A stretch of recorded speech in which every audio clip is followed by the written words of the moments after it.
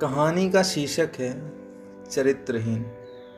शिखा ने फोन रखा, जल्दी से पर्स उठाया और दरवाज़ा लॉक कर तेज कदमों से हाँफती हुई बस स्टैंड की तरफ भागी। अस्पताल के लिए बस पकड़ ली। सीट पर बैठते ही अनिरुद्ध को फ़ोन लगाया। सुनो, गुड्डू के स्कूल से फ़ोन आया था। गेम्स पीरियड के दौरान उसके पैर में चोट लग गई। तुम सिटी हॉस्पिटल पहुंचो, मैं वहीं मिलूंगी। क्या? हाँ, मैं पहुंचता हूँ, तुम घबराओ मत। बच्चे तो इसी तरह गिरते पड़ते हैं, हौसला रखो।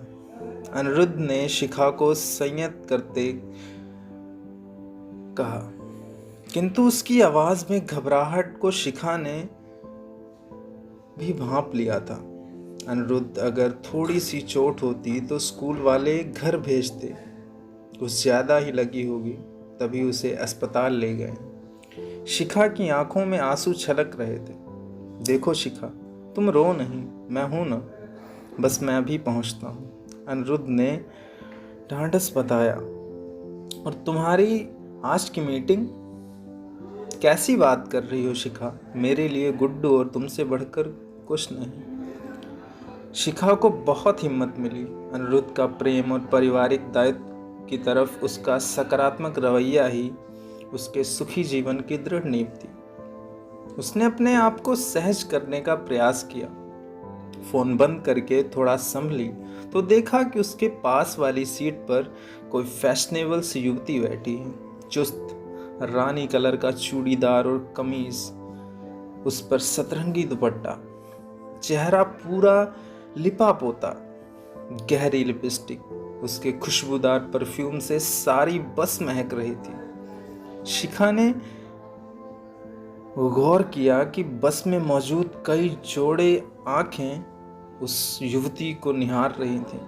शिखा की हड़बड़ाहट और उसके पसीने से लथपथ चेहरा देख उसने अपने पर्स से बोतल निकाली। पानी? नहीं थैंक यू। रुमाल से पसीना पोंछते हुए शिखा ने संक्षिप्त सा उत्तर दिया। पी लो बहन, एड्स पानी से नहीं होता। किसी मनचले ने फिरका कसा और पास बैठे कुछ लोग ठट्ठा मार कर हंसे। शिखा ने उन लोगों की तरफ घूर कर देखा तो सभी चुप होकर इधर उधर झांकने लगे। आपने कुछ कहा नहीं लोगों से? ये आपके बारे में अश्लील बातें कर रहे हैं। करने दीजिए, ठीक ही तो कह रहे हैं, एड्स पानी शेयर करने से नहीं फैलता। उसने बड़ी ही बेपरवाही से फोन में मैसेज टाइप करते हुए जवाब दिया। तो क्या आप? हाँ, आप सही समझ रही हैं। आप कॉल गर्ल हूं और असभ्य हूं इस तरह की द्व्यर्थी टिप्पणी की। ओ, शिखा को अब अपने सीट के चुनाव को लेकर भी खेद हो रहा था। कहीं खाली सीट की उम्मीद में इधर उधर नजर घुमाई, लेकिन बस खचाखच भरी हुई बस थी, इसीलिए मजबूरी बस वहीं बैठी रही। है दृष्टि से देखते हुए उसकी अंतरात्मा ने कहा, चरित्रहीन, क्यों करती हो ये सब?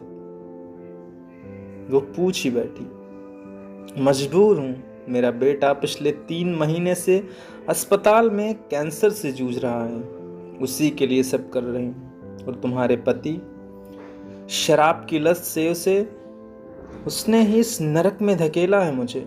घृणा हो रही होगी आपको मुझे ऐसा देखकर। तुम्हें नहीं होती खुद से घृणा?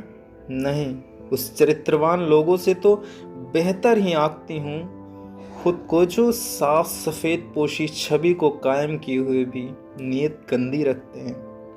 फोन पर मैसेज टाइप करके उसने फोन पर्स में रख लिया।